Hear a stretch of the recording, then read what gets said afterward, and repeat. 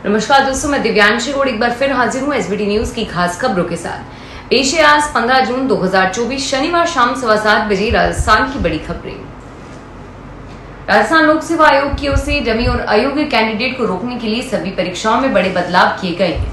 अब आरपीएससी की भर्ती परीक्षा में फॉर्म भरने से पहले कैंडिडेट को अपना आधार अपडेट कराना होगा, यानी आधार कार्ड 3 साल पुराना है तो वह फॉर्म के लिए नहीं चलेगा।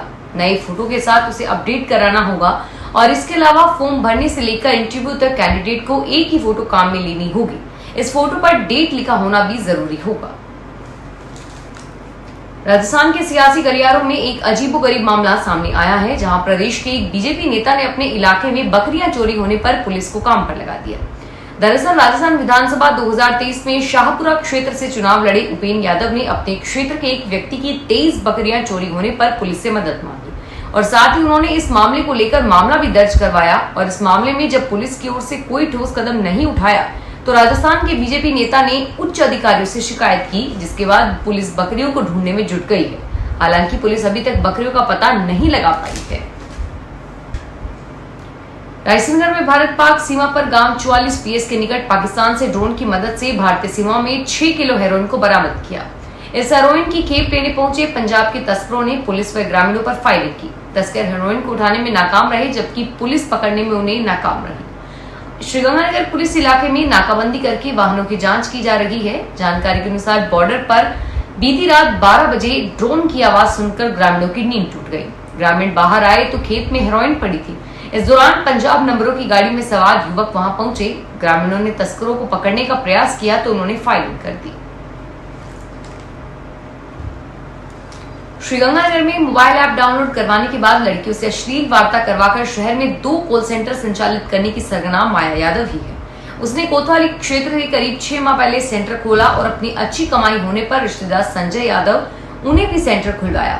रुपए का हिसाब किताब माया यादव देखती थी और यह खुलासे पुलिस की पूछताछ में सामने आए।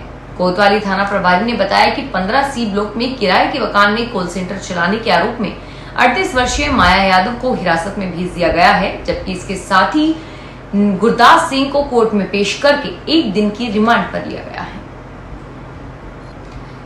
प्री मानसून की बारिश राजस्थान को भिगोने लगी है।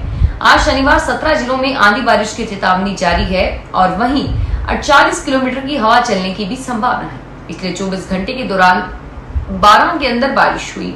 जयपुर, भरतपुर, अलवर के अंदर आंधी चली और मौसम के इस बदलाव से जयपुर में तापमान 40 डिग्री सेल्सियस दर्ज हुआ। कोटा में हल्की बारिश हुई और इससे पहले कोटा में तेज धूप रही और तापमान 42 डिग्री दर्ज हुआ। मौसम वैज्ञानिकों के मुताबिक राजस्थान में प्री मानसून की गतिविधियां शुरू हो चुकी है और 18 जून के बाद इसमें बढ़ोतरी होगी। हनुमानगढ़ जंक्शन पुलिस थाने में एक और मुकदमा दर्ज हुआ है। अब पीलीबंगा तहसील के गांव लखासर निवासी एक युवक ने गिरोह के 4 बदमाशों के खिलाफ नामजद और झूठे मुकदमे में फंसाने की धमकी देकर 2,50,000 रुपए ऐंठने के आरोप में मुकदमा दर्ज किया है। पुलिस के अनुसार सतपाल बिश्नोई पीलीबंगा ने लिखित रिपोर्ट पेश करते हुए हनुमानगढ़ के पास से जाने वाली एक्सप्रेस हाईवे के आसपास बिजली फिटिंग का कार्य करता है, इसलिए उसे हनुमानगढ़ जंक्शन व टाउन में बिजली फिटिंग और टेंट की दुकान करने के लिए किराए पर किसी मकान की आवश्यकता थी। इस दौरान कुछ लोगों से पता किया तो 15 और 16 मई को उसके पास सुमित्रा सपना निवासी महिला का फोन आया। राजधानी जयपुर में हिंदुओं के पलायन का मुद्दा गर्माता जा रहा है। घरों पर पलायन के पोस्टर चस्पा किए जाने के बाद यह पोस्टर अब सड़कों तक आ गए हैं। जयपुर के सिविल लाइन के बीजेपी विधायक गोपाल शर्मा पलायन को रोकने के लिए सड़कों पर उतरे हैं। उन्होंने आरोप लगाया है कि कांग्रेस के तुष्टीकरण की वजह से महिलाओं की पूजा की थाली में थूका जा रहा है। पाकिस्तान जिंदाबाद के नारे लगाए जा रहे हैं, लेकिन अब राज बदल गया है। अब यह सभी नहीं चलने देंगे। बीजेपी विधायक को जन चेतना यात्रा निकालनी पड़ेगी और इस यात्रा में बड़ी संख्या में स्थानीय लोग और बीजेपी कार्यकर्ता मौजूद रहे। जयपुर की फैमिली कोर्ट में एएनजी इंस्पेक्टर की तलाक की अर्जी को खारिज किया गया है और साथ ही पत्नी को साथ रहने की अर्जी को स्वीकार कर लिया गया है।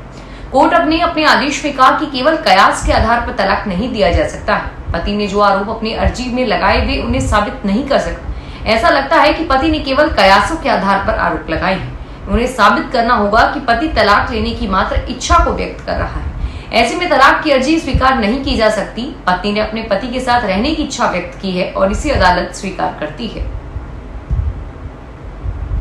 दिल्ली की एक अदालत ने शनिवार को मुख्यमंत्री अरविंद केजरीवाल के सहयोगी बिमल कुमार की न्यायिक हिरासत 22 जून तक बढ़ा दी।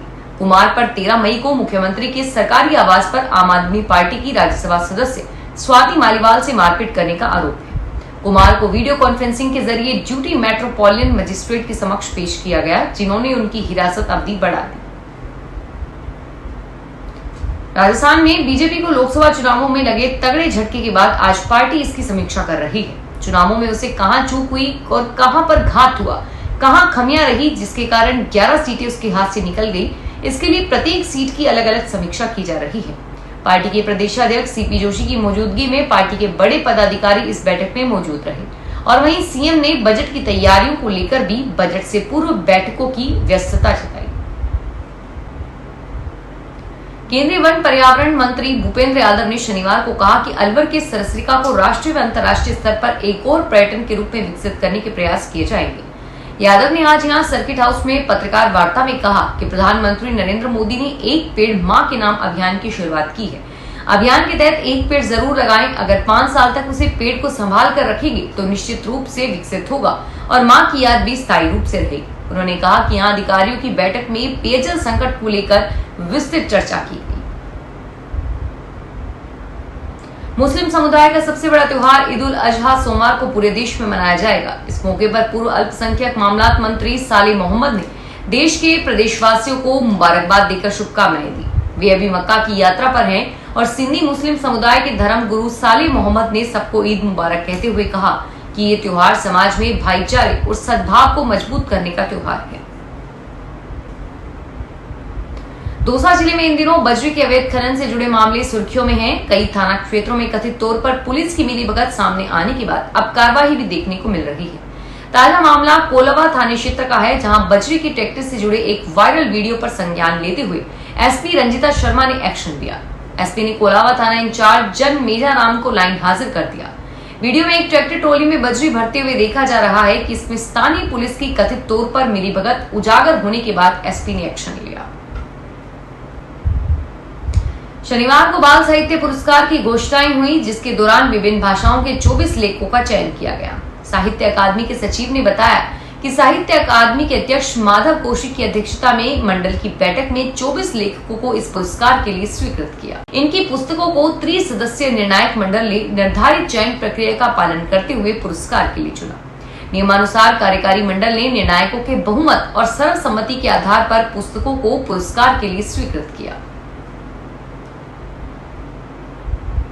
झुंझुनू के नवलगढ़ कस्बे के घूम चक्कर इलाके में 23 मई को हुई चोरी की वारदात को अंजाम पीड़ित की पुत्रवधू और उसके दोस्त ने ही दिया। पुलिस ने पीड़ित की पुत्रवधू और उसके दोस्त को हिरासत में लिया है। पुलिस के अनुसार 23 व 24 मई को मध्य रात्रि में कस्बे में घूम चक्कर के पास रहने वाले बंशीधर सैनी के घर 40 लाख रुपए की चोरी हुई। मामले में चोरी की वारदात को अंजाम देने की योजना को पुत्रवधू ने रचा और जयपुर से अपने दोस्त को बुलाकर जेवरात पार करा दिए। पुलिस दोनों से पूछताछ कर रही है। फिलहाल इस बुलेटिन में इतना ही और फिर हाजिर होंगे तमाम बड़ी खबरों के साथ। धन्यवाद।